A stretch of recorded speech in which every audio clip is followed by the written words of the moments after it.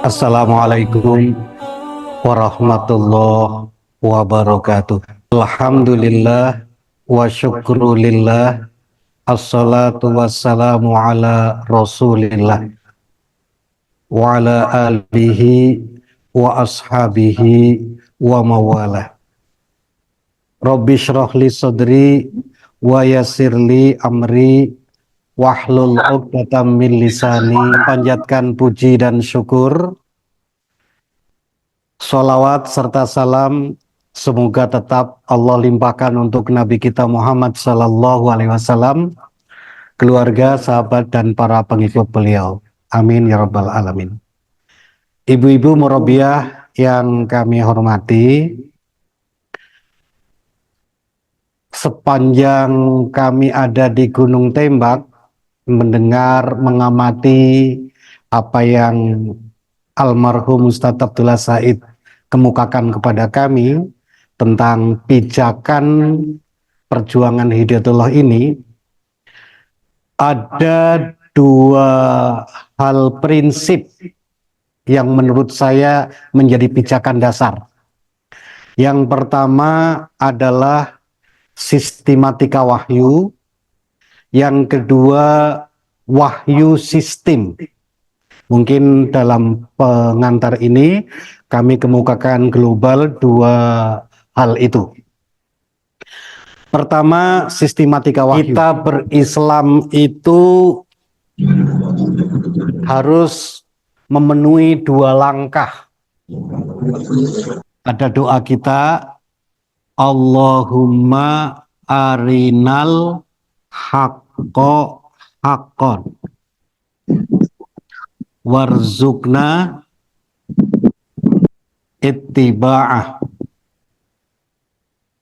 Ya Allah, berikan pemahaman kepada kami tentang kebenaran, bahwa kebenaran itu benar. Yang kedua, berikan rezeki kepada kami untuk bisa ittiba, mematuhi kebenaran. Jadi berislam hakikatnya ada dua langkah besar. Langkah pertama adalah upaya untuk paham apa itu kebenaran. Langkah kedua adalah upaya untuk mematuhi kebenaran. Sehingga intinya berada pada al-haq. Apa itu al-haq? Berdasar Al-Quran surah Yunus ayat 32, Allah berfirman,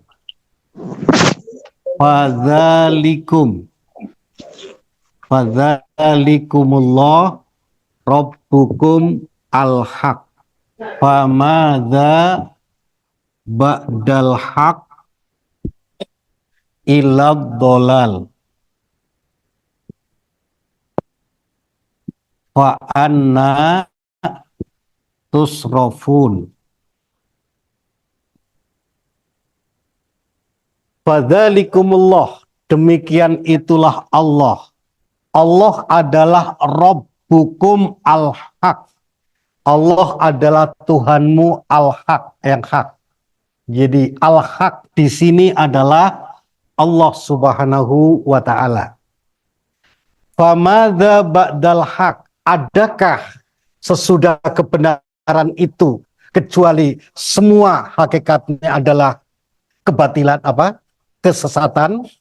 Jadi tidak ada setelah kebenaran melainkan adalah kesesatan. Ini harus menjadi prinsip dasar. Allah adalah sumber kebenaran, maka apapun yang tidak bersumber dari Allah, hakikatnya adalah kesesatan. Fa anna tusrafun, mengapa Anda bisa dipalingkan? Ini pertanyaan yang sensasinya adalah penegasan. Ya. Anda hidup, Allah yang menghidupkan. Anda dikasih suami, Allah juga yang memberi suami. Anda makan, Allah juga yang menumbuhkan tumbuh-tumbuhan. Ya. Famadza badal haq ila dolal. Kenapa Anda ikut kesesatan? Kenapa Anda tidak ikut ajaran Allah, tidak patuh kepada Allah, tidak mau ngaji, tidak mau sholat? Fa'anna tusrofun. Kenapa kau bisa dipalingkan? Di mana otakmu monyong? Kira-kira begitu. Ini saya kira bisa difahami. Pak Pentris? Oh.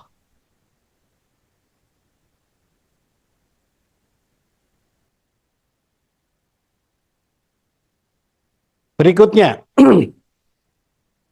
Surah Al-Baqarah pada ayat 147. Allah berfirman,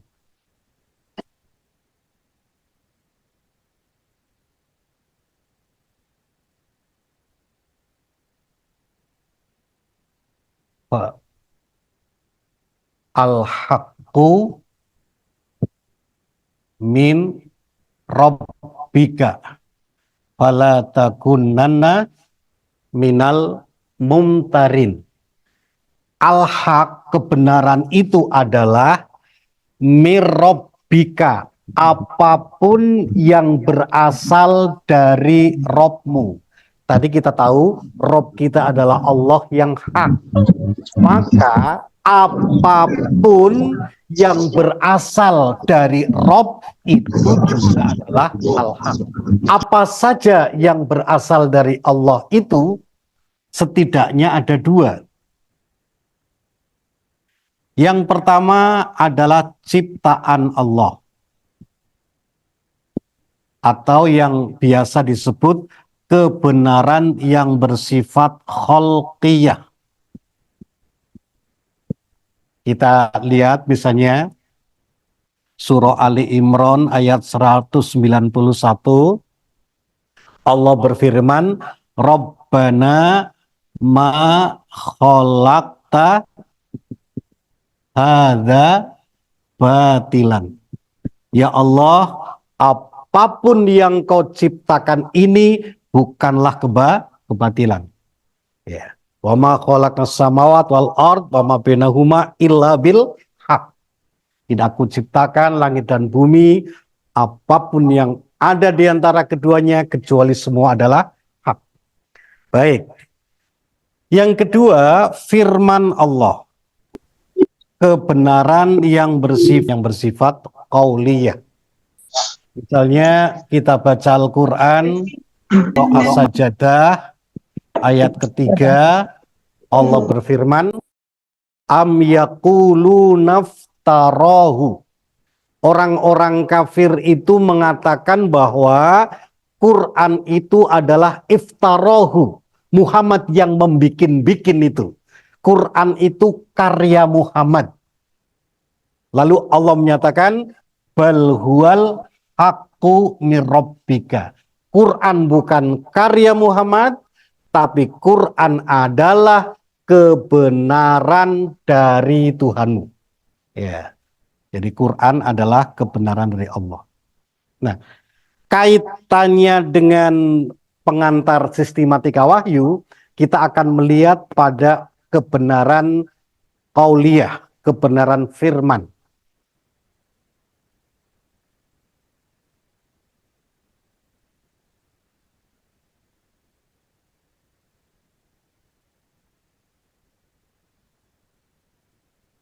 Al-Quran adalah firman Allah. Dia adalah al-haq. Quran adalah al-haq. La roiba fihi. Sama sekali tiada keraguan. Sisi kebenaran Al-Quran,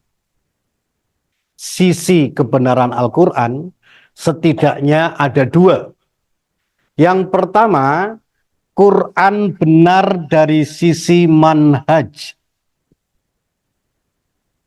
Ya, dia benar dari sisi caranya. Yang kedua, Quran juga benar dari sisi madah, konten, isi. Ini bisa kita lihat dalam Al-Quran surah Al-Isra ayat 105 dan 106. Allah menerangkan kebenaran Quran ada dua sisi. Dalam ayat 105 Allah berfirman, wa bil haqqi anzalnahu wa bil haqqi nazala. Ya. Wa bil haqqi anzalnahu. Dengan benar kami telah menurunkan Al-Quran itu. Jadi kalau diterjemahkan secara bebas, wabil haqqi anzalnahu adalah anzala Allahu al-Qur'ana bil haqqi. Nah, ini terjemah bebasnya. Wabil haqqi anzalnahu sama dengan anzalallah, Allah telah menurunkan Al-Quran bil haqqi, dengan benar. Kalau dalam bahasa Indonesia, pola kalimat seperti ini disebut pola kalimat SPOK. SPOK. Subjek, predikat, objek, dan keterangan. Contoh, santri masuk masjid dengan benar. Santri masuk masjid dengan benar. Santri adalah subjek, masuk predikat. Ya. Masjid objek, dengan benar keterangan. Nah, dengan benar ini adalah keterangan menerangkan predikat, menerangkan masuk. Artinya di sini adalah cara masuk. Santri masuk masjid dengan benar. Artinya cara masuknya santri ke masjid itu merupakan sebuah kebenaran. Dengan cara bagaimana? Berdoa, masuk kaki kanan, setelah masuk jangan duduk dulu, melainkan sholat tahiyatul masjid 2 rakaat. Itulah cara masuk yang benar. Jadi keterangan di sini menerangkan cara masuk. Karena nanti ada cara masuk yang tidak benar. Masuk dengan kaki kiri, gitu. Tidak berdoa, sampai dalam masjid langsung tidur. Kan biasa begitu. Itu cara yang tidak benar. Nah, di sini Allah jelaskan, wabil haqqi anzalnahu. Anzalallahul Qur'an bil haq. Allah telah menurunkan Quran dengan benar. Maka al-haq di sini adalah keterangan yang menerangkan tentang cara Allah menurunkan. Cara Allah menurunkan Quran itu adalah merupakan kebenaran. Nah, bagaimana cara Allah menurunkan Quran yang benar itu dan apa urgensinya, itu yang diterangkan dalam ayat 106. Lihat ayat itu. Ini langsung saya hapus ya. Dianggap ibu-ibu murabiah sudah hafal semua. Jadi ini hanya mengulang saja. Penjelasan selengkapnya ada dalam panduan berislam. Oke. Kita lihat ayat 106. Wa Qur'anan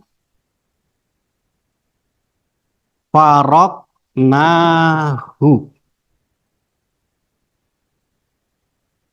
litak litak ro'ahu ala nas ala muksin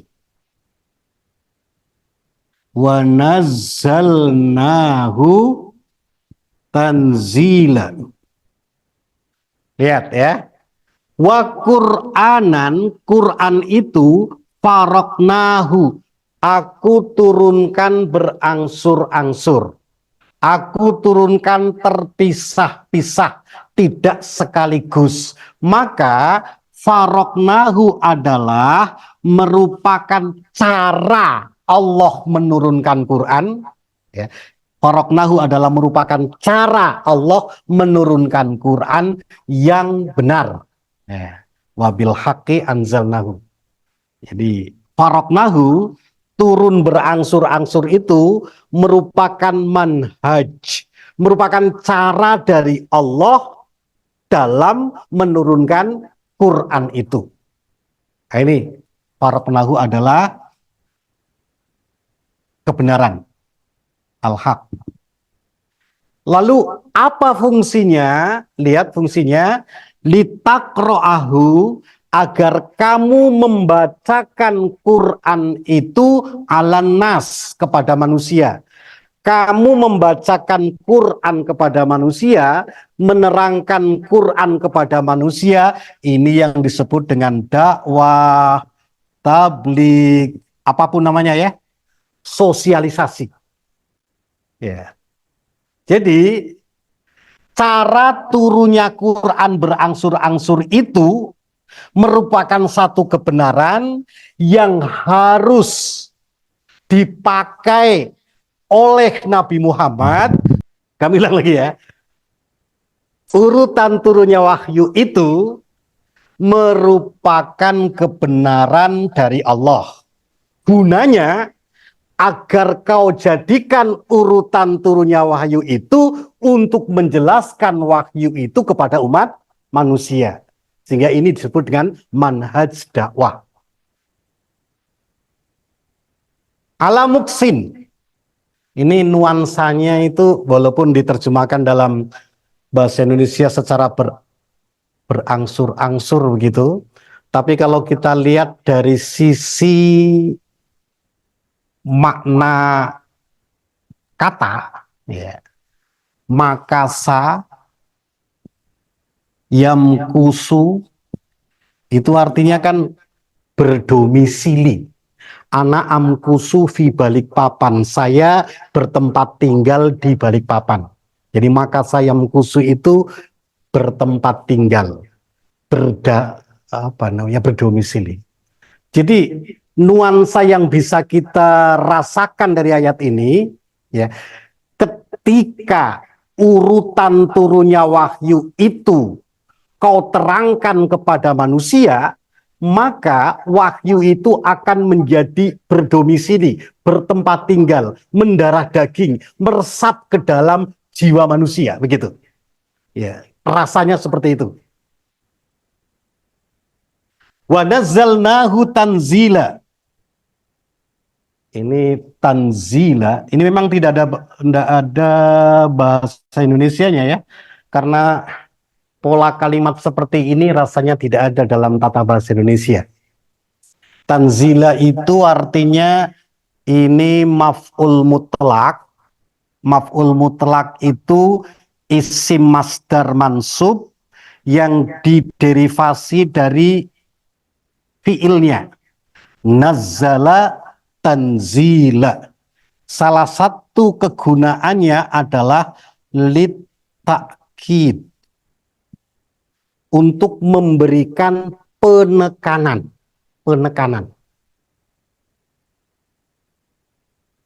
Saya sulit menerjemah dalam bahasa Indonesia ini, tapi mungkin pola kalimat seperti ini bisa dirasakan dalam bahasa Bugis. Itu bahasa Bugis banyak sekali maf'ul mutlaknya.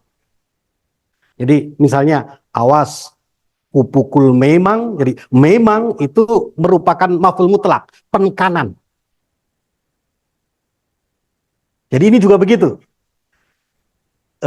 Wa nazzalnahu, Aku turunkan Quran berangsur-angsur itu agar kau jadikan cara untuk menerangkan Quran kepada manusia, agar Quran meresap ke dalam jiwa mereka adalah tanzila, tidak main-main. Nah, begitu rasa bahasanya ya. Seperti itu. Baik. Untuk bisa menjelaskan ini, ntar saya kasih satu lagi ya. Ini fungsi sosialisasi ya. Fungsi urutan turunnya wahyu, kalau kita lihat ada dua. Misalnya dalam Quran surah Al-Furqan ayat 32, Allah berfirman, A'udzu billahi minasyaitonir rajim. Wa qala alladzina kafaru, berkata orang kafir, laula unzila alaihil Qur'an jumlatan wahidah. Kenapa Quran tidak diturunkan kepada Nabi Muhammad itu sekaligus? Kenapa mesti harus berangsur-angsur? Nah, dalam ayat ini Allah katakan, kadzalika linusabbita, linusabbita, agar kami memantapkan bihi, dengan Quran yang turun berangsur-angsur itu, fuadaka, hatimu, jiwamu. Jadi urutan turunnya wahyu itu merupakan kebenaran dari Allah yang punya dua fungsi. Fungsi pertama adalah linusabbita bihi fuadaka, agar jiwamu Muhammad menjadi mantap. Katakanlah fungsi internalisasi. Yang kedua, fungsi kedua adalah litaqra'ahu ala nasi ala muksin, agar kau terangkan Quran kepada manusia. Ini fungsi sosialisasi. Jadi Al-Quran adalah al-haq. Sisi kebenaran Quran ada dua, dari sisi manhaj. Ya, ini Quran turun berangsur-angsur. Ya, manhaj. Fungsinya ada dua. Yang pertama fungsi internal, internalisasi. Fungsi untuk internalisasi. Yang kedua fungsi untuk sosialisasi. Ini fungsinya. Sehingga tugas kita adalah yang pertama arina al-haqqo, berusaha mempelajari ini. Tugas kedua adalah warzukna ittiba'ah, berusaha untuk mematuhi ini, mengamalkan ini. Insya Allah dengan ini kita tidak terjebak dalam bid'ah dhalalah finnar. Ya. Karena biasanya kalau redaksinya beda, tidak ada dalam Quran dan hadis, tidak ada dalam kitab-kitab, itu disebut bid'ah. Ya, ini adalah merupakan upaya untuk membumikan lewat bahasa yang dikenal saat ini. Kalau bahasa hadis ya khotibun nas biqadri ukulihim. Sekarang ya barangkali dengan ungkapan sistematika wahyu lebih memperjelas. Ya, inilah manhaj internalisasi ataupun sosialisasi Al-Quran dengan cara berupaya untuk mempelajari Quran dari tertibun nuzulnya, gitu, dan mungkin nanti bisa diperkaya dengan tarikh, dengan hadis-hadis ataupun ya apa yang berkaitan dengannya, sehingga kita bisa melihat secara global dan menyeluruh bagaimana Rasul berjuang lewat urutan turunnya wahyu sebagai pijakannya itu. Sekarang kita lihat bahwa manhaj ini sebenarnya merupakan rumus yang berlaku secara universal. Rumus yang berlaku secara universal. tentang urutan kerja. Kita ambil contoh. Misalnya wudhu. Ini ibadah ya, wudhu.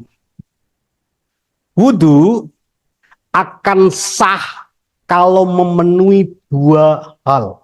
Yang pertama ada jenis kerja, yang kedua adalah urutan kerja. Jenis kerja apa wudhu itu? Niat, membasuh muka, membasuh tangan, mengusap kepala, membasuh kaki. Itu namanya jenis kerja. Urutan kerja adalah tertib. Tertib, urutan kerja. Meskipun jenis pekerjaan dilakukan dengan sangat baik, sangat sempurna, tetapi ketika urutannya tidak benar, begitu berwudu, mulai dengan membasuh kaki, setelah itu basuh tangan, setelah itu berkumur-kumur, baru niat. Pokoknya urutannya tidak benar, maka wudunya menjadi tidak sah. Artinya apa? Urutan kerja, tartibun nuzul, urutan turunnya wahyu kalau dalam Quran sepertinya. Jadi urutan kerja adalah rumus yang berlaku secara universal. Merupakan rumus apa ya? Rumus keniscayaan. Rumus keniscayaan. Ya, ini merupakan rumus keniscayaan yang berlaku secara universal. Bukan hanya wudhu saja, mau sholat seperti itu juga, mau haji seperti itu juga. Pokoknya ibadah-ibadah dalam Islam semua mesti ada jenis kerja dan ada urutan kerja. Dan urutan kerja merupakan sebuah kebenaran yang tidak boleh diganggu gugat, harus dipatuhi, ittiba. Oke, ini ibadah.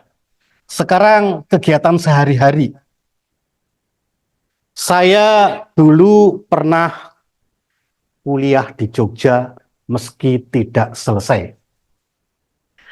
Pernah satu ketika saya pulang kuliah dengan mengayuh sepeda ontel cukup capek, sampai di tempat kos, kehausan, lalu saya nyalakan kompor, aku taruh ceret kompor di atas, ceret kosong di atas kompor yang menyala itu, lalu aku ke sumur ambil air, lalu dituang di ceret yang ternyata sudah merah. Ya, dia membara ceretnya itu. Airnya pun bunyi gitu. Setelah air mendidih, kumatikan kompor dan aku tuang sebagian ke gelas, menunggu air itu menurun suhunya. Ternyata rasa air itu sangat pahit. Mengapa pahit? Saya merenungi, pahit itu terjadi karena salah urutan kerja. Pahit itu terjadi karena salah urutan kerja. Kalau urutannya benar, air taruh di ceret, nyalakan kompor, baru ditaruh di atasnya, kita tunggu, insya Allah tidak pahit. Kalau benar urutan kerjanya, maka berhasil. Salah urutan kerja tidak berhasil. Kesimpulannya, jadi urutan kerja adalah rumus keniscayaan yang berlaku secara universal. Ada musibah yang lebih mengerikan, yang itu menimpa kepada keluarga saya. Tentang urutan kerja ini. Saya punya saudara, saudara istri, namanya kakak ipar di Solo waktu itu, tahun 80, udah lama lah.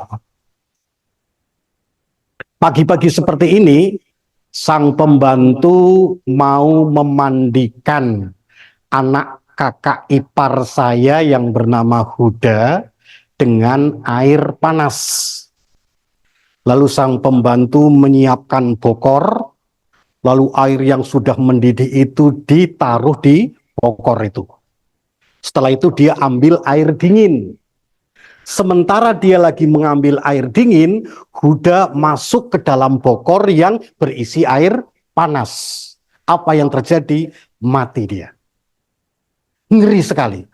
Pertanyaan, kenapa mati? Mungkin jawab sederhana, sudah takdir. Oke.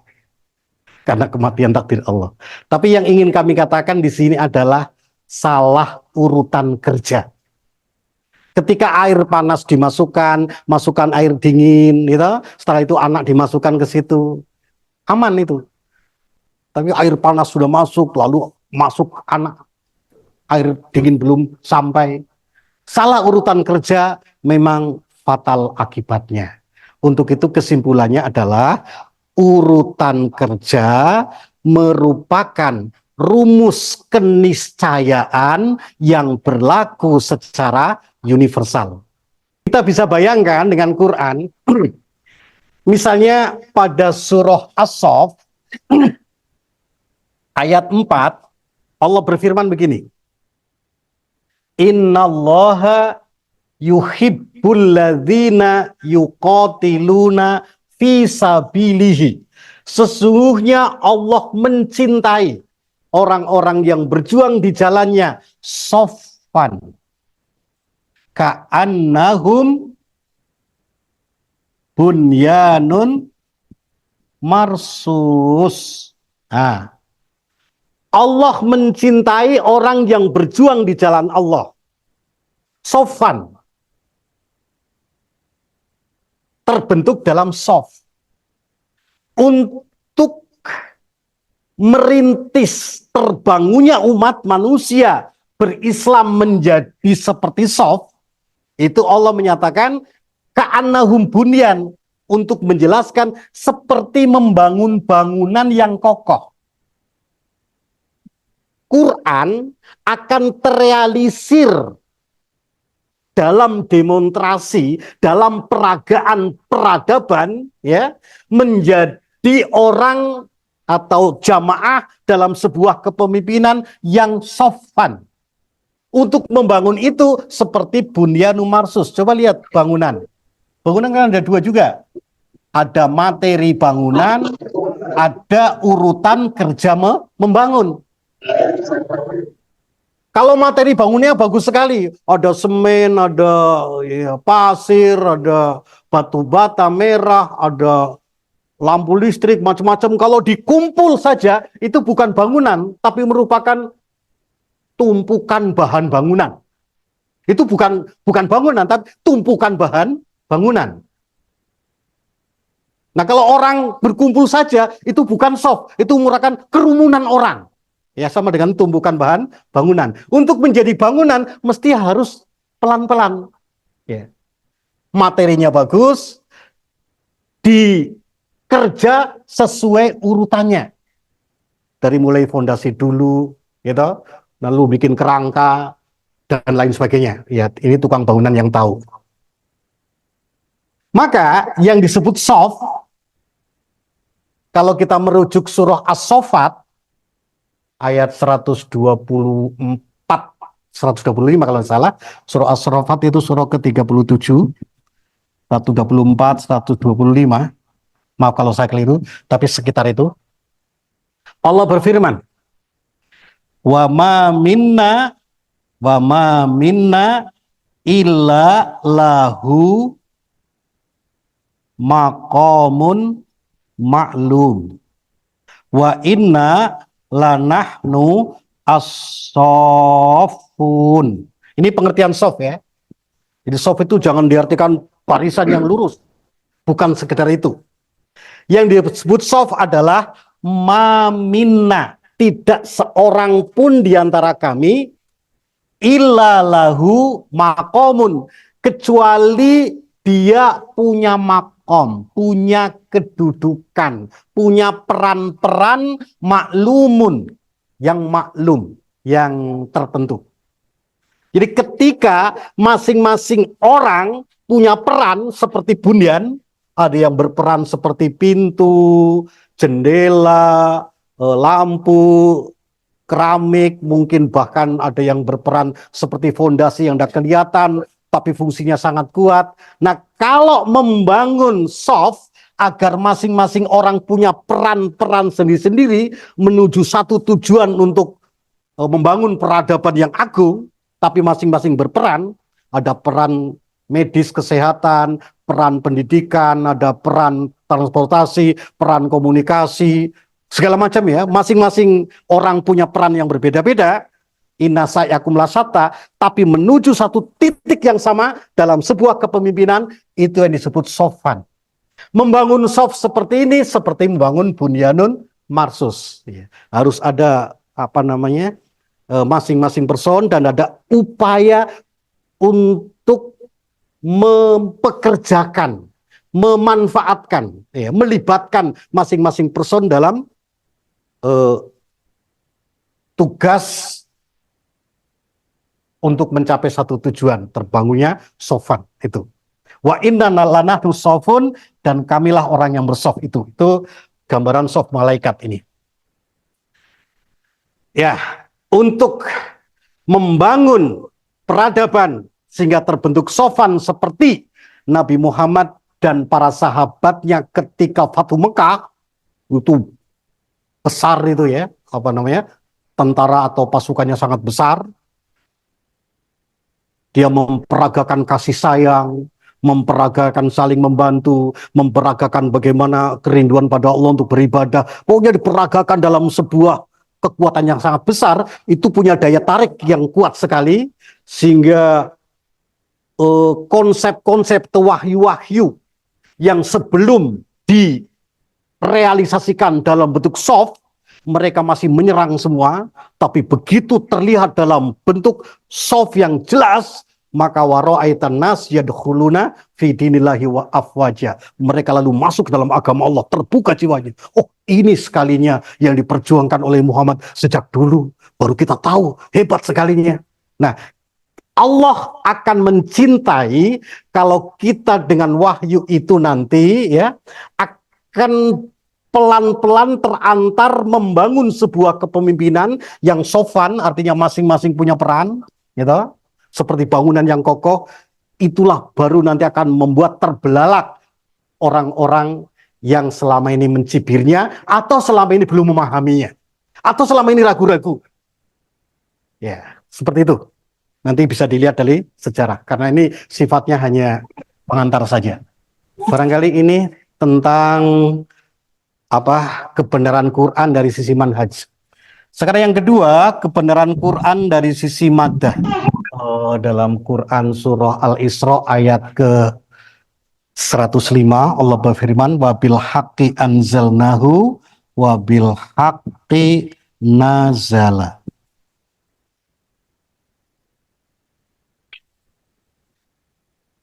Nazala ini kalau dalam bahasa Arab disebut dengan fi'lun lazimun. Kalau bahasa Indonesianya kata kerja intransitif. Bahasa Inggrisnya the intransitive verb. Oke. Kata kerja intransitif. Artinya kata kerja yang tidak memerlukan objek penderita. Seperti turun, ini artinya turun. Turun, naik, duduk, nangis, tersenyum, tertawa, tidur, itu semua adalah fi'il lazim, intransitif. Tapi kalau menurunkan, menidurkan, meniduri, menangiskan, menangisi, itu namanya transitif. Kata kerja yang memerlukan objek penderita. Dalam bahasa Arab disebut fi'lun muta'addi. Fi'il muta'addi. Nah, dalam tata bahasa Arab, semua fi'il pasti ada fa'ilnya. Ada yang melakukannya. Kalau fi'il kan bekerja. Kalau bekerja, ada yang melakukan pekerjaan itu. Nazala turun. Apa yang turun? Nah, fa'ilnya di sini kan ada fa'il zahir yang nampak. Anzalallah, Allah menurunkan, kena nampak. Di sini nazala fa'ilnya tidak kelihatan, tidak dinampakkan. Tetapi sudah jelas di situ fa'ilnya, tidak perlu dinampakkan. Apa yang turun? Karena ini kaitannya dengan Quran, tentu fa'ilnya adalah Al-Quran. Jadi kalau diterjemahkan ke dalam bahasa bebas, bil haqqi nazala itu sama dengan nazala al Qur'anu bil haqqi. Nah, gitu ya. Kalau tadi wabil haqqi anzalnahu, yang pertama kan anzala Allahu al-Qur'ana bil haqqi. Ini yang pertama tadi sudah kami jelaskan. Jadi al-haq ini menurunkan tentang anzala, cara Allah menurunkan. Nah sekarang nazalal Qur'anu bil haqqi. Kalau kita terjemahkan nazala telah turun al-Qur'anu, Al-Qur'an bil haqqi dengan kebenaran, ini terjemah yang keliru. Begini, kalau ada nazala atau ada fi'il lazim ya, ditambah dengan bi plus bi, maka bi ini berfungsi merubah fi'il lazim menjadi muta'addi. Ya, kalau dalam bahasa Arab disebut al-ba'u lit ta'diyati. Ba yang fungsinya memutaadikan fi'il lazim. Kan fungsi ba banyak. Ada ba lil isti'anah misalnya. Ana aktubu bil kolami. Itu bukan li ta'diyah tapi lil isti'anah. Saya nulis dengan pena. Kalau ini tidak. Nazala bi di sini berfungsi merubah nazala yang intransitif menjadi transitif. Jadi nazala bi sama dengan anzala. Anzala. Artinya menurunkan. Kita ambil contoh yang sangat populer. Zahaba artinya pergi. Pergi adalah fi'il lazim. Oke, lihat. Zahaba pergi. Zahaballahu binurihim.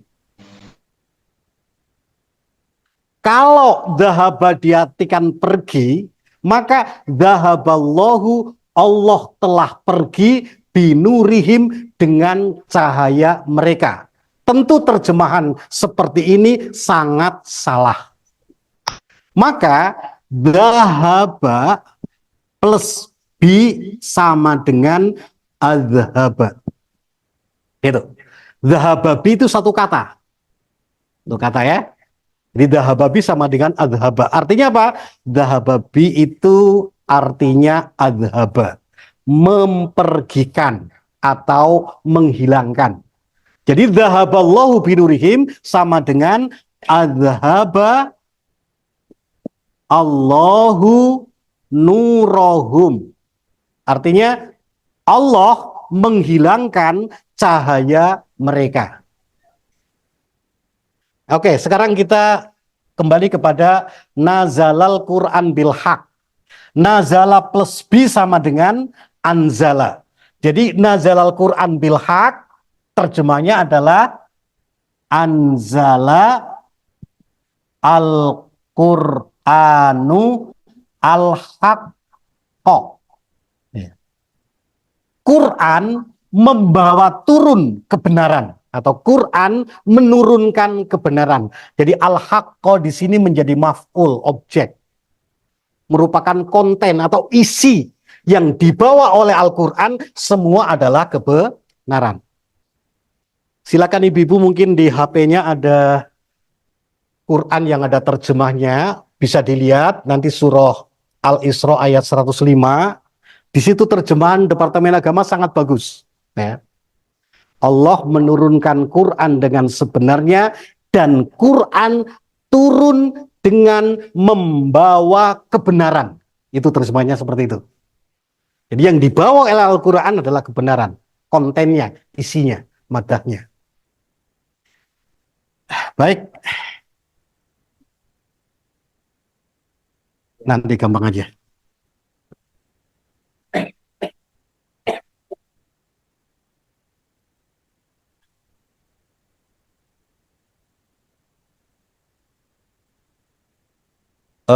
Pola kalimat seperti ini sebenarnya ya umum aja sih.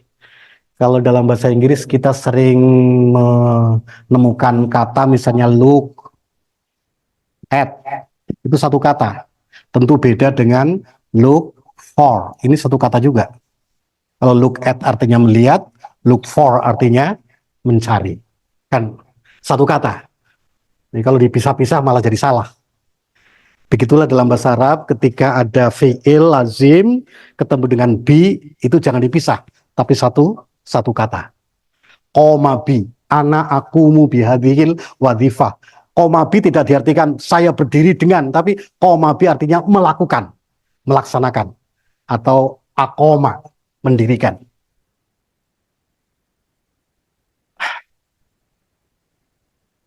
Kita ambil contoh sederhana juga. Saya baca di WA itu banyak viral itu ya, tapi aku lupa namanya. Seorang ilmuwan dari apa, Einstein Institute kah, yang mengamati tentang kuru. Jadi wanita muslim kalau dicerai itu harus punya masa iddah berapa? 3 kuru. 3 kuru. Kuru bisa berarti suci, bisa berarti haid. Jadi kuru itu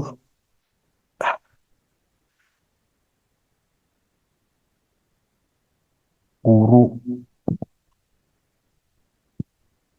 itu kadang diartikan haid, kotor, kadang-kadang diartikan suci.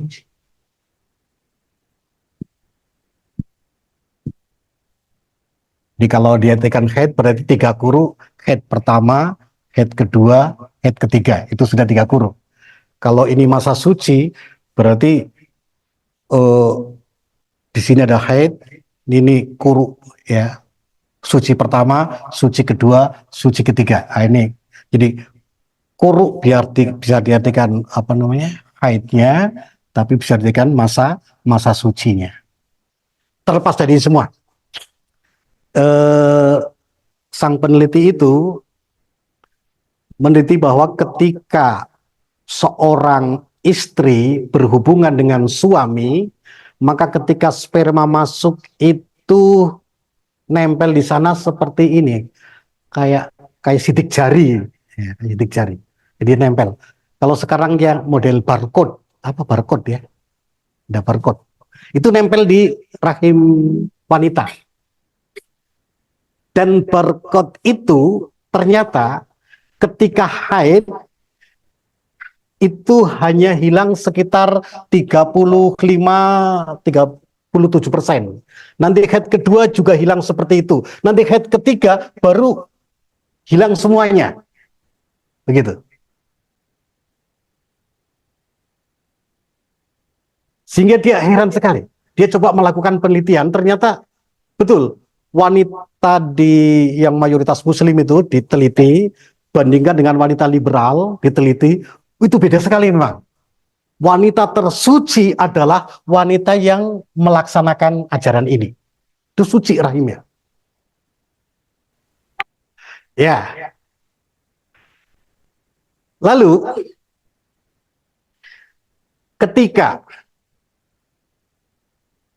seorang wanita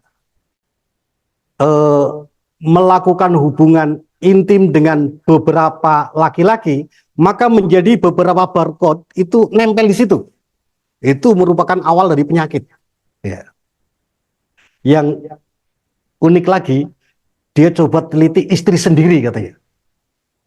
Begitu diteliti istrinya, wih, ternyata banyak barcode yang ada di di dalam rahimnya. Sampai dia teliti anaknya. Di antara 3 orang anak, hanya 1 anaknya yang merupakan DNA-nya sama dengan DNA bapaknya itu. Yang lain ternyata orang lain. Masya Allah. Dia semakin yakin bahwa ternyata Quran merupakan sebuah kebenaran. Wabil haqqi anzalnahu wabil haqqi nazala. Ya. Bahwa Quran benar dari sisi turunnya sebagai manhaj untuk internalisasi wahyu dan untuk sosialisasi wahyu, ya, dan Quran juga merupakan benar dari sisi isinya. Nah, kalau kita laksanakan dua-duanya, caranya benar, yang disampaikan isinya juga benar, ini akan merupakan kekuatan yang luar biasa. Contoh ya, caranya benar, isinya salah. Orang merokok, kan benar itu caranya itu. Dari mulai kecil terus merokok terus istiqomah. Kan Islam nggak harus istiqomah, dia istiqomah merokok. Walaupun nanti ada tulisan merokok membunuhmu, itu udah digubris itu. Karena memang sudah mendarah daging. Sudah apa namanya, litaqra'ahu 'alan nasi ala muksin ya, sudah mendarah daging. Sehingga sulit sekali dirubah. Tapi kalau caranya benar itu, yang disampaikan benar, dilaksanakan secara istiqomah, baru isinya, ya, materi-materinya kerjakan benar terus, itu merupakan bentuk peradaban yang luar biasa. Dimulai dari sini, keluarga sampai masyarakat. Inilah yang akan dibangun. Baik, barangkali begitu gambaran tentang sistematika wahyu secara global, pengantarnya. Kita menuju yang kedua, wahyu sistem. Yang kedua, wahyu sistem. Ini bahasa yang hampir sudah punah, tidak pernah lagi diredaksikan. Kalau masa almarhum Ustadz Abdullah Said, itu hampir tiap hari kita dengar bahasa ini. Yang saya pahami dari wahyu sistem itu begini. Kita mulai dari Al-Quran surah Al-Ankabut ayat terakhir, ayat berapa ya? Ayat 69. Allah berfirman, walladzina jahadu fina lanahdiyannahum subulana. Walladzina jahadu, orang yang bermujahadah. Ya, bahasa kita upaya maksimal. Upaya maksimal gitu aja ya. Upaya mati-matian. Upaya untuk apa? Fina, pada kami. Ya, berquran. Upaya untuk berquran. Sungguh-sungguh. Lanahdiyannahum, pasti kami tunjuki, berikan hidayah. Subulana, untuk dia menapaki jalan saya. Nah, sistematika wahyu adalah panduan mujahadah. Sistematika wahyu adalah panduan mujahadah. Wahyu sistem adalah upaya untuk mendapat hidayah. Jadi sistematika wahyu adalah kerja kita, ya. Wahyu sistem adalah apa namanya, kasih Allah untuk menuntun kita, ya. Jadi sistematika wahyu adalah upaya kita, wahyu sistem adalah upaya Allah bagi orang yang mujahadah. Seperti itu. Misalnya Iqra, itu tugas kita. Iqra, membaca. Iqra bismi rabbik, Iqra warabbukal akram. Nanti Allah menurunkan wahyu. Apa itu? Allamal insan malam ya'lam. Allah akan memberi ilmu. Jadi tugas kita adalah berusaha, nanti Allah memberikan hidayah. Jadi wahyu sistem merupakan panduan mujahadah. Nanti sistematika wahyu adalah panduan mujahadah, nanti wahyu sistem adalah karunia hidayah dari Allah Subhanahu wa taala. Dan dua-duanya tidak bisa dipisahkan. Kan akan berkesinambungan. Semakin maksimal kita berusaha, maka semakin banyak hidayah yang Allah berikan pada kita. Seperti itu. Qumil lail, bangun malam, itu adalah perintah untuk kita bermujahadah. Waratilil Quran, baca Quran. Nanti Allah akan menurunkan hidayahnya. Apa bentuknya? Inna sanulqi alaika qaulan sakila. Aku akan berikan padamu. Jadi bersistematika wahyu saja tanpa wahyu sistem itu ya salah juga. Ya. Sistematika wahyu adalah panduan bermujahadah. Yang kalau kita upayakan semakin serius, maka Allah semakin memberikan hidayahnya. Baik nanti secara individu sampai secara kepemimpinan jama'i. Kita ambil contoh adzan ya, adzan. Ibu-ibu tentu mendengar adzan, tapi ibu-ibu barangkali belum pernah adzan di masjid. Saya bacakan hadis tentang adzan.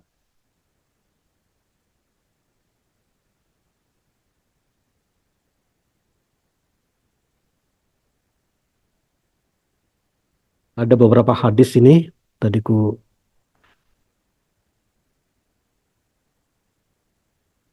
Yang pertama riwayat Bukhari pada hadis nomor 569.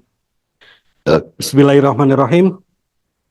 An Nafi, dari Nafi, anna ibna Umar kana yaqulu, bahwa Ibnu Umar pernah berkata, kanal muslimuna hina qadimul Madinah, bahwa umat Islam ketika mereka tiba di Madinah, yajtami'una, ya mereka berkumpul, fayatahayyanuna sholah, lalu mereka bermusyawarah untuk menentukan waktu sholat.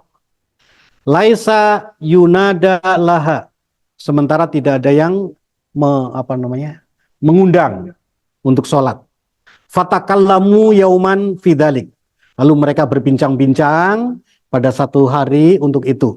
Faqala ba'duhum, sebahagian mereka berkata, ittakhidhu naqusan misla naqusin nasoro. Baiknya kita pakai lonceng seperti loncengnya orang Nasoro. Wa qala ba'duhum, sebagian mereka berkata juga, bal buqon mithla qarnil yahud, kita pakai trompet seperti trompetnya Yahudi. Faqala Umar, lalu Umar bin Khattab berkata, awala tab'asuna rajulan yunadi bis sholah, mungkin lebih baik kalau kita minta seorang untuk memanggil panggilan untuk sholat. Katanya dalam panggilan sholat itu dengan ungkapan as-sholatul jami'ah, seperti itu ya. Faqala Rasulullah, lalu Rasulullah bersabda, ya Bilal qum, wahai Bilal berdirilah, panadi bisolah, panggil mereka untuk sholat. Jadi ini hadis riwayat Bukhari. Jadi panggilan sholat pertama kali adalah atas usul Umar bin Khattab. Ya, itu yang diterima oleh Rasul. Lalu dia menyuruh Bilal untuk memanggil sholat. Ya, kalau tidak keliru redaksinya as-sholatul jami'ah. Kita lihat hadis berikutnya. Wa an Abi Umair ibni Anas an umumah lahu minal ansar, dari Abi Umair bin Anas, dari om-om mereka ya, dari Ansor. Qala ihtaman Nabi sallallahu alaihi wasallam lis-shalah, Nabi betul-betul memperhatikan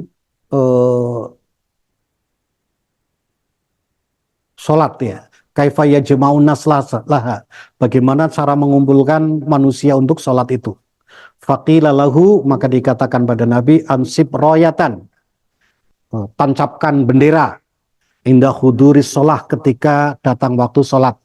Fa idza ra'auha, kalau mereka melihat bendera yang ditancapkan itu, adzana ba'duhum ba'don, sebagian mereka memberitahu pada yang lain. Falam yu'jibuhu, hal itu tidak berkenan bagi Nabi. Qala fa dzukira lahu, lalu dikemukakan juga pada Nabi al-qun'u, yakni asyabura, wa qala Ziyad syaburul yahud. Ya, kita mencari trompet seperti trompetnya Yahudi. Falam yu'jibuhu, itu juga tidak berkenan oleh Nabi. Wa qala huwa min amril yahud, yang kayak begitu kayak ya tradisi Yahudi. Qala fadzukira lahu naqus, faqala huwa min amri nasara. Lalu ada yang menyebutkan pakai pakai lonceng, itu kayak loncengnya Nasara. Fansorofa Abdullah bin Zaid. Ya. Maka Abdullah bin Zaid ibni Abdi Rabbih wa huwa muhtamun li hammi Rasul. Abdullah bin Zaid termasuk orang yang peduli juga dalam hal ini, ya, seperti yang dipedulikan oleh Rasul untuk memanggil orang sholat jamaah. Fa uriyal adzana fi manamihi, maka Abdullah bin Zaid itu diberi mimpi, ya, pada tidurnya dengan adzan. Qala faghoda Rasulullah sallallahu alaihi wasallam fa akhbarahu. Lalu di pagi hari dia mendatangi Rasulullah, lalu dia mengkhabarkan adzan yang diterima dalam mimpinya. Faqala lahu ya Rasulullah. Lalu Abdullah bin Zaid berkata, wahai Rasulullah, ini labainana imin wa yaqdon.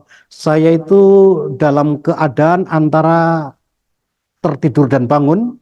Id atani atin, ketika ada seorang yang datang pada saya, fa'aronil adzan, lalu dia memberitahu kepada saya tentang adzan. Qala wa kana Umar ibnul Khattab, dan Umar bin Khattab radhiyallahu anhu qad ra'ahu qabla dzalik, telah bermimpi seperti itu, ya, sebelumnya. Fakatamahu isrina yauman, Umar bin Khattab menyembunyikan mimpinya itu selama 20 hari. Qala summa akhbarun Nabiya sallallahu alaihi wasallam, kemudian dia menghabarkan pada maka Nabi sallallahu alaihi wasallam menghabarkan padanya, faqala lahu ma mana'aka, apa yang menghalangi kamu antukhbironi, untuk memberi kabar tentang mimpimu itu pada saya. Faqala, maka Umar berkata, sabaqoni Abdullah bin Zaid, karena Abdullah bin Zaid telah mendahului saya. Fastahyaitu, aku menjadi malu. Faqala Rasulullah sallallahu alaihi wasallam, maka Rasulullah sallallahu alaihi wasallam berkata, ya Bilal, kum, wahai Bilal, bangunlah. Fandur ma ya'muruka bihi Abdullah bin Zaid. Ya, ikuti apa yang Abdullah bin Zaid perintahkan pada kamu. Faf'alhu, ya, maka lakukanlah. Qala fa'adzana Bilal, lalu Bilal pun adzan. Ini riwayat Abu Daud dalam sunannya nomor 420. Ada beberapa hadis ya yang isinya mirip-mirip seperti itu. Yang ingin kami katakan begini.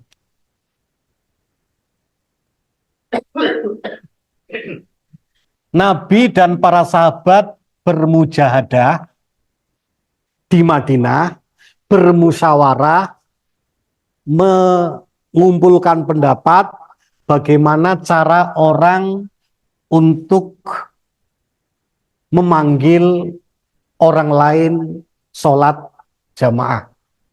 Dalam musyawarah itu muncul berbagai pendapat. Tadi dalam hadis dikatakan ada yang nancapkan bendera, nabuh trompet, atau pukul lonceng. Dan yang disepakati dalam musyawarah ini adalah pendapat Umar bin Khattab, ya, untuk menyuruh Bilal, ya, salah seorang itu, ya, agar bersuara keras memanggil orang untuk sholat jamaah. Dalam riwayat lain dikatakan dengan ungkapan as-sholatul jami'ah.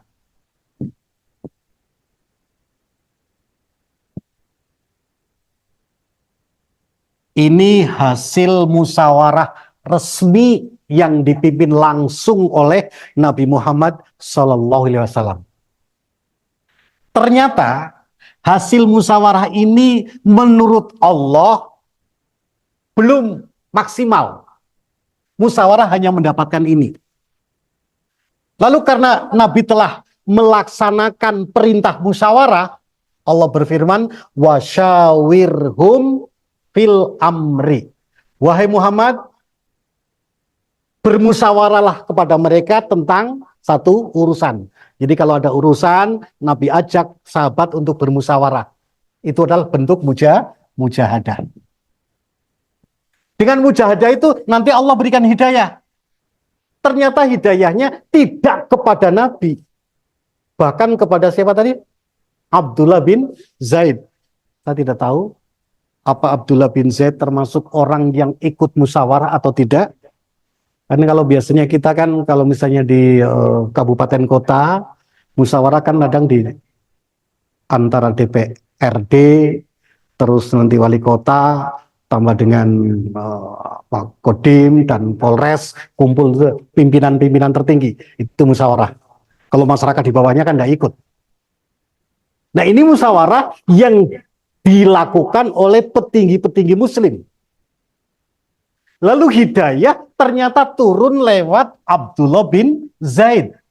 Ketika dia mimpi, gitu, ada orang penjual lonceng, Abdullah bin Zaid minta apa lonceng itu dijual? Ya, saya jual. Aku beli satu. Untuk apa? Untuk manggil orang agar sholat berjamaah. Lalu penjual lonceng itu mengatakan, maukah kau saya tunjuki ya kalimat yang lebih baik daripada lonceng ini? Lalu nanti dalam hadis yang panjang saya baca, penjual lonceng itulah yang mengajarin azan dan iqamah. Jadi azan itu dengan Allah Akbar dan sebagainya sampai akhir, iqamah juga sampai akhir. Nah, ketika penjual lonceng telah mengajarkan kepada Abdullah bin Zaid, lalu di subuh hari Abdullah bin Zaid itu mendatangi Rasul, diterangkanlah mimpi yang didapatkan tadi malam. Ternyata oleh Rasulullah hasil musyawarah ketika dibandingkan dengan hasil mimpi Abdullah bin Zaid, ternyata hasil mimpi jauh lebih baik dari hasil musyawarah. Apa boleh buat? Musyawarah dibatalkan, mimpi itu yang dilaksanakan.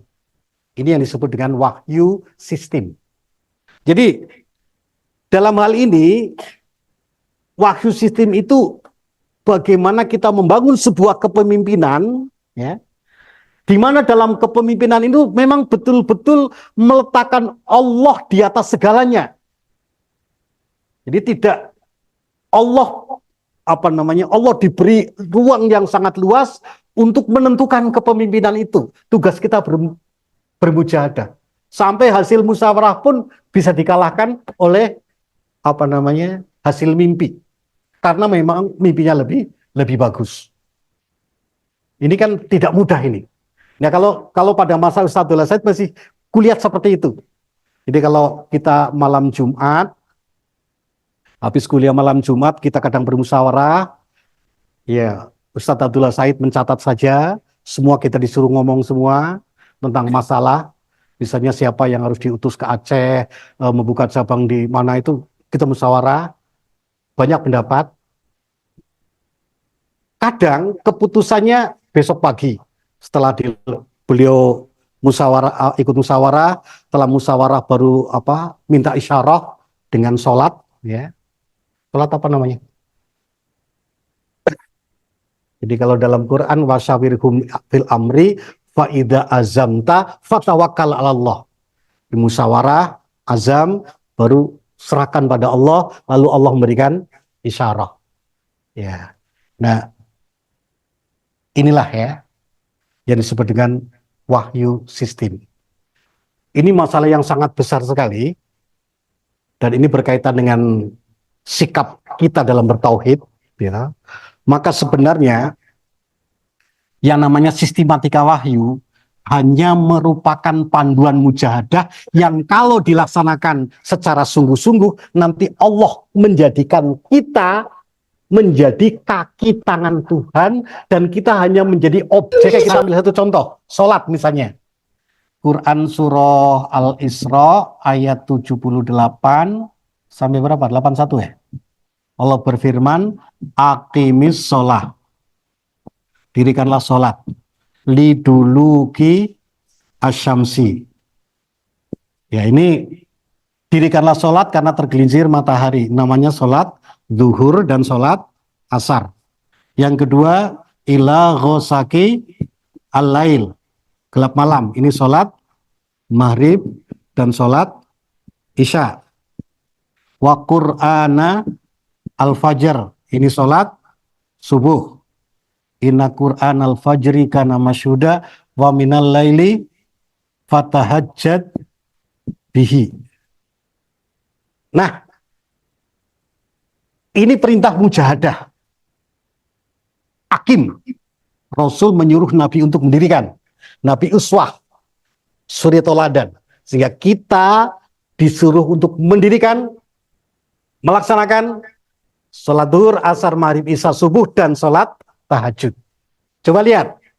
Kalau ini dilakukan dalam bentuk mujahadah, maka Allah memberikan hidayah. Apa bentuknya? Lihat yang pertama. Asa ayyab'asaka Rabbuka. Lihat di sini. Ya ba'asaka. Kamu yang tadinya fa'il melaksanakan sholat, sekarang posisi kamu sebagai maf'ul. Ya ba'asaka. Mengangkat kamu Rabbuka Tuhanmu. Sekarang yang fa'il Allah. Ini yang bahasa kita adalah wahyu sistem. Bagaimana kita melaksanakan perintah Allah sehingga Allah berkenan memperlakukan kita, mempekerjakan kita. Ya ba'asaka rabbuka. Allah mengangkat kamu maqama mahmuda. Lihat yang kedua. Wa qur rabbi adkhilni mukhraja sidqin wa akhrijni. Ya Allah, masukkan saya yang melaksanakan sholat menjadi maf'ul. Adkhil. Ya Allah, masukkan saya. Allah yang fa'il, Allah melaksanakan. Akhrijni, keluarkan saya. Lanah dianahum. Allah menjadi fa'il, hum, mereka yang berjihad itu sebagai maf'ul. Seperti itu. Jadi tidak mungkin sistematika wahyu akan berhasil tanpa ada wahyu sistem. Jadi sistematika wahyu sebagai panduan kita bermujahadah, berjuang, ya, tapi tidak berhenti sampai pemahaman saja dan pengamalan saja, tapi kita ada ketawakalan kepada Allah Subhanahu wa taala. Coba kalau kita baca wirid ya, wirid pagi, sore, sampai pada tingkat yang kita minta pada Allah. Misalnya, ya hayyu, ya qayyum.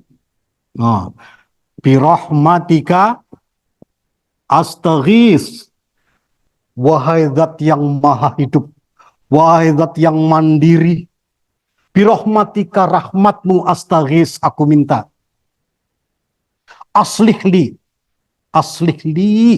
sya'ni kullahu. Aslih, perbaikilah sya'ni, seluruh urusan saya, untuk saya, perbaiki semuanya. Lihat di akhirnya, wala takhilni, ya Allah, jangan kau pasrahkan saya ila nafsi, kepada diri saya. Jangan kau serahkan aku kepada diriku, torfata ain, meskipun hanya sekejap mata. Luar biasa. Ini adalah tingkat wahyu sistem yang sangat tinggi sekali. Bagaimana kita tidak dikendalikan oleh perasaan kita, kita tidak dikendalikan oleh pikiran kita, oleh keinginan kita, melainkan pikiran kita, keinginan kita, perasaan kita, kita serahkan pada Allah agar Allah mengendalikan kita. Ini wahyu sistem ya. Dan seluruh ajaran Allah seperti itu. Ya. Jadi Al-Quran sebagai panduan untuk kita bermujahadah, yang dengan demikian maka Allah berikan hidayah. Konsep ini sebenarnya walaupun kayak dalam sekali, tapi secara kita di Hidayatullah itu sudah merupakan kekayaan yang luar biasa. Mungkin ibu-ibu ada yang dari Kudus, bisa ditanya sama Pak Iman Syahid. Apakah Pak Iman Syahid bisa membuat cabang Kudus begitu hebat? Waktu dia ditugaskan, dia cerita pada saya, biar Iqra pun belum tamat, tugas bikin merintis pesantren, sementara dia belum tamat Iqra. Apa yang dia lakukan? Menangis hampir seminggu di Masjid Menara Kudus, siang malam. Aku tidak tahu apa yang harus kulakukan, tapi aku harus kerja bikin pesantren. Akhirnya dia diterima jadi marbot untuk membersihkan masjid di pinggir pasar. Karena dia kuat kerja, masjidnya menjadi sangat bersih, orang sholat menjadi lebih khusyuk. Lalu dia jual-jual majalah, ada untungnya dikit-dikit, dia kumpulkan anak-anak terlantar di sekitar pasar itu, makan bersama, membersihkan masjid, sholat jamaah, memakmurkan masjid. Sampai seorang kaya, aku lupa namanya, Pak Mustafa kasih apa, dia penasaran, kamu mengumpulkan anak-anak di sini dikasih makan apa? Anu Pak Haji, saya jualan majalah, ada keuntungannya sedikit-sedikit, saya kasihan pada anak-anak yang terlantar ini, maka kami kumpulkan ya, agar bisa memakmurkan masjid, ya ngaji sama-sama. Nah, Pak Haji itu tersentuh jiwanya. Ya Allah, anak muda yang tidak punya kerjaan, tidak punya penghasilan, dia berpikir ngurusin kebaikan orang lain. Saya yang punya kekayaan tidak pernah terpetik untuk mikirkan orang lain. Hanya dialog pun terjadi, ya, bahwa dia sebenarnya diutus oleh Hidayatullah untuk mendirikan merintis pesantren. Dikasihlah rumah apa segala macam, sampai sekarang menjadi sangat besar begitu Hidayatullah di Kudus. Itu kan mujahadah. Mujahadah ya berdoa pada Allah di Masjid Menara Kudus, nyapu-nyapu masjid apa segala macam, tapi hidayahnya luar biasa. Allah menuntun Pak Iman Syahid sampai Pak Haji akhirnya menyerahkan hampir seluruh kekayaannya. Ya, dia bantu pesantren bangun sampai hari ini. Jadi kita itu bermujahadah, maka sebenarnya apa yang ada ini hanya merupakan hidayatullah, petunjuk Allah, bimbingan Allah kepada kita. Baik, barangkali cukup ibu-ibu ya. Rasanya gak capek sudah.